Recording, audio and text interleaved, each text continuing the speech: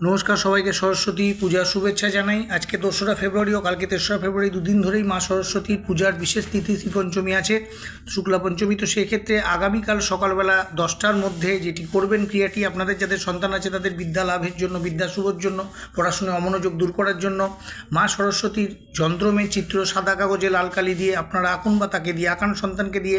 তারপর যে মন্ত্রটি দেওয়া ছিল এইমাত্র আপনারা দেখলেন যে মন্ত্রটি, ওই মন্ত্রটি দিয়ে মা সরস্বতীর উদ্দেশ্যে পঞ্চ উপাচার দান করুন। সাদা ফুল বা হলুদ ফুল বা দুরকমই দিতে পারেন, সাদা চন্দন, সাদা অক্ষত এবং সাদা বস্ত্র এবং ধূপদীপ দান করুন।